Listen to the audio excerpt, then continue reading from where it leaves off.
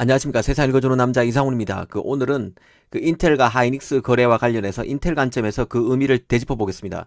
사실 국내 대표 반도체 기업인 삼성과 하이닉스는 이 반쪽짜리라는 오명이 있었습니다. 이 삼성의 경우 비메모리가 약해서 메모리 반쪽짜리 회사라는 비판이 있었습니다.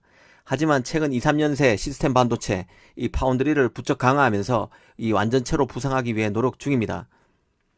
그런가 하면 하이닉스는 비메모리는 말할 것도 없고 그 메모리 중에서도 D램만 강하기 때문에 D램 반쪽짜리 회사라는 오명을 얻어왔습니다.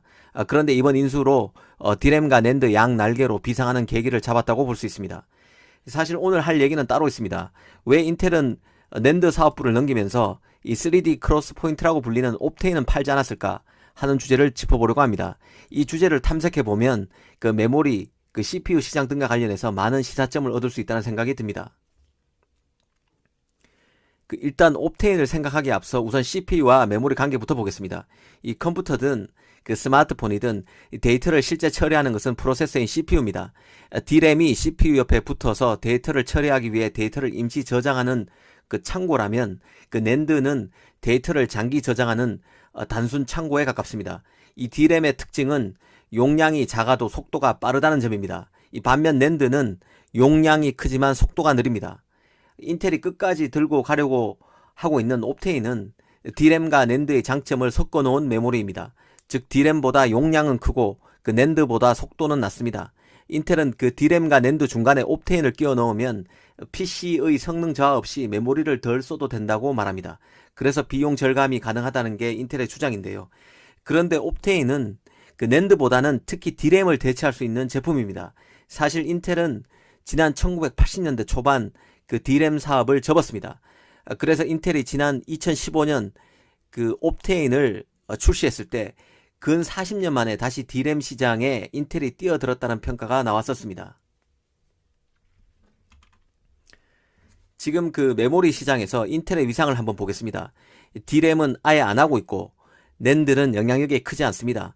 기업용 SSD에서 10%가 넘는 점유율로 삼성에 이어서 2위지만 아예 존재감 자체가 없는 D램보다 낫다는 것이지 낸드에서도 위상이 높다고 하기는 2% 부족합니다. 그래서 이미 7개월 전에 인텔 CFO가 존 데이비스 CFO가 실적 컨퍼런스 콜 등을 통해서 이 선택과 집중 차원에서 낸드 사업의 정리 가능성을 공공연히 흘렸던 것입니다. 인텔로서는 낸드 사업이 계륵처럼 느껴졌을 것입니다. 주력 사업인 CPU 등에서 AMD에 밀리고 있고 GPU, NPU 등 AI 시장에서도 엔비디아 등에 밀리면서 골드만삭스로부터 향후 수년간 이익이 감소할 유일한 반도체 기업이 될 것이란 혹평을 받은 게 바로 인텔입니다. 최고 기업이라는 인텔로서는 굴욕이 아닐 수 없었는데요. 그런 맥락에서 낸드 사업을 처분하고 그 자금으로 차세대 메모리인 그 옵테인의 승부를 걸 생각을 한 것 같습니다. 그런데 여기서 왜 굳이 옵테인인가 하는 생각도 할 수 있습니다. 사실 옵테인도 지금 큰돈이 안 되는 메모리입니다. 그런데도 버리지 않았습니다. 왜일까요? 바로 옵테인의 가능성 때문이라는 생각이 듭니다. 앞서 말씀드린 대로 옵테인은 D램과 낸드의 장점을 차용했지만 D램 특징에 더 가깝습니다. 그런데 D램은 CPU와 쌍으로 묶이는 제품입니다. D램이 CPU 연산을 지원하기 때문인데 여기에 바로 인텔의 전략이 녹아 있습니다. 인텔은 지금 AMD의 강력한 도전에 고전하고 있습니다. 10나노도 지금 수율이 그대만큼 안 나와서 고민하는 인텔인데 AMD는 내년에 TSMC와 5나노 CPU를 내놓습니다. 이 당장 점유율 방어에 급한 인텔로서는 지금 CPU 가격을 내리고 있는 상황입니다. 인텔 입장에서는 차세대 CPU를 내놨을 때 이 제품을 구매할 때 그 메리트를 더 높이기 위한 지렛대로 옵테인을 활용할 수 있습니다. 이미 인텔은 그 CPU에 옵테인을 끼워 파는 식으로 드라이브를 걸고 있는 상황입니다. 물론 시장에서 옵테인의 몸값이 더 올라가려면 D램 가격이 더 올라야 합니다. D램 가격이 천정부지로 치솟아야 D램보다 가격은 저렴하지만 D램에 조금 못해도 그 버금가는 역할을 해줄 수 있는 그 옵테인의 시장 수요가 더 커지기 때문인데요. 인텔 입장에서는 5G, 인공지능 등 그 향후 D램 수요가 급증할 것으로 보고 옵테인을 계속 들고 가자는 판단을 했을 것입니다. 그 AMD CPU를 견제할 수단이자 향후 더 커질 수밖에 없는 메모리 시장에 균열을 줄 수 있는 제품으로서 옵테인을 비즈니스 지렛대로 활용할 것임을 이번 거래에서 분명히 드러냈다고 볼 수 있습니다. 이는 달리 보면 옵테인은 D램 최강자인 삼성을 견제할 지렛대일 수도 있다는 뜻입니다.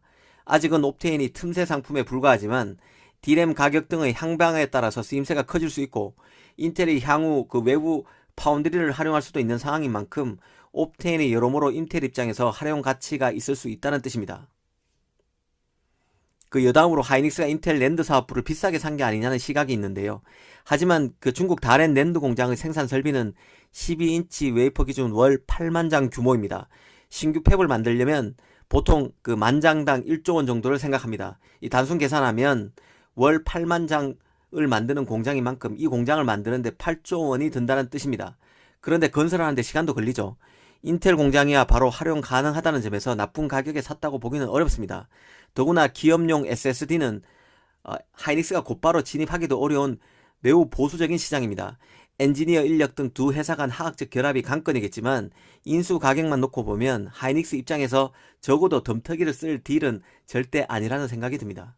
오늘은 왜 인텔이 계륵으로 여겼던 메모리 사업에서 옵테인은 팔지 않고 들고 가는지에 대해서 생각해 봤습니다. 감사합니다.